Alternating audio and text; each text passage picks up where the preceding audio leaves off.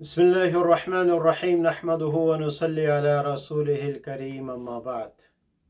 قال النبي صلى الله عليه وسلم: من صلى علي واحدة صلى الله عليه بها 10 أو كما قال.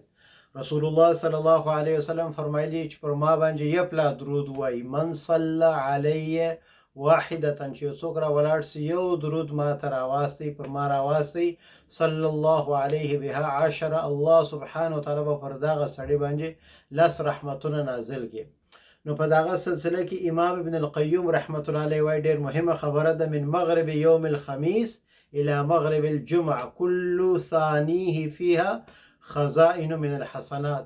وای د جمعې د شپې چې د ماښام لمونځ وسي، نو دا خو د جمعې ورځ شروع شول، نو دی وایي من یوم الخمیس الى مغرب الجمعه، د ماښام د جمعې د لمانځه، نو د جمعې شپه چې ماښام لمونځ وسي، بیا نو در جمعې در ورځې در ماښامه پورې، وای دغه وختونه چې جي خزائن من الحسنات، وای دغه وخت د خزانو دی، د ښو کارو دی، چې دغه وخت چې ته کارونه وکې خزانې دي من الحسنات، د ښو کارو خزانې دي. کله یو سیزن چې کله یو ځای چې سیزن یې، کله کرسمس، کله باکسینګ ډے، کله د نورو ځایو کې په دنیا کې، وای دغه یو وخت دی. کله روژه ښه مثال ده، په روژه کې یو عمل څونه بالا سي، نو دغه رسول امام ابن القیم رحمت الله علیه وای په دغه وخت کې دا ستا عمل ډیر طاقت پیدا کی، ډیر ثوابونه پیدا کی. وای نو چې شوکه په دغه وخت کې ګرته عملونه ضروری شي. دی خصوصا وای فلیکثر من الصلوات علی النبی صلی الله علیه وسلم، وای پر دغه وخت باندې دغه مابین وخت کوشش کو چې حتی الامکان پر رسول الله صلی الله علیه وسلم ډیر ته درود واسطه. او بیا دی وای و یقول الصادق صلی الله علیه وسلم، وای رسول الله صلی الله علیه وسلم فرمایلی چې اکثروا علی من الصلوات فی یوم الجمعه و لیله الجمعه.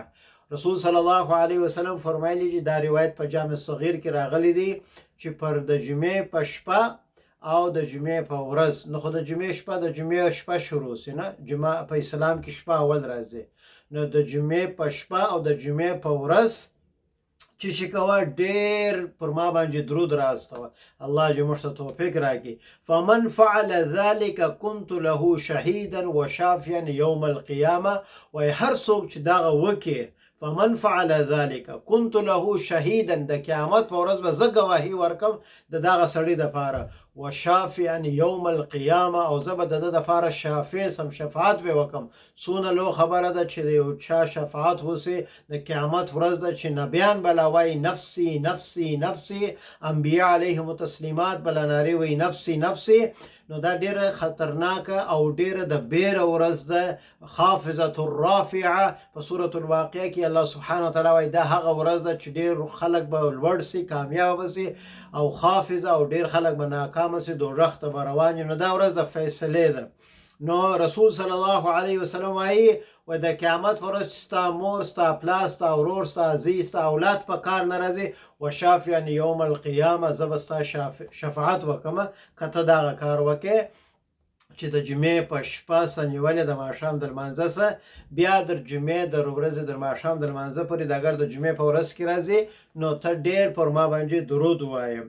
نو درود څوره کمه دي؟ اکثره خلک د پوښتنه کوي درود څوره کمه دي؟ هر یو چې تا ته اسانه دی. زه همري وایم هم چې درود وایست، پر تسبیحات یې وایست، دغه والا وایست، نور چې هر یو وایست هغه کې ثوابونه دي. اللهم صل علی محمد وعلى آل محمد وبارک وسلم، معنا یا الله سبحانه تعالی رحمتونه برکتونه واستو پر رسول صلی الله علیه وسلم وعلى آل محمد، د پر آل باندې، اهل بیت باندې، پر دغه باندې رحمتونه واسو، وبارک وسلم، او برکتونه او سلامتی واسو. نو دا کوشنه یوم دی، او زموږ رسول صلی الله علیه وسلم او د فامیل ټول په دا کې شامل شول. نو الله تعالی چې موږ ته د رسول صلی الله علیه وسلم محبت من عشق راکړي، د پر مبارک طریقو باندې عمل کول توفیق راکړي. انسانان غلطي وکړو مګر بیرته د ژوند د طریقه په طریقو کې کامیابی ده. راسي دغه مبارک وخت توبه وکړو د الله په بارګاه کې، دغه درود وایي، دغه ناجوړي سه موږ ځان وساتو، خدای دې مو وساتي، نور دې الله سبحانه تعالی. دغه وخت دی چې توبه استغفار وکړو، دغه درود حتی الامکان ډیر وایو. واخر دعوانا ان الحمد لله رب العالمین.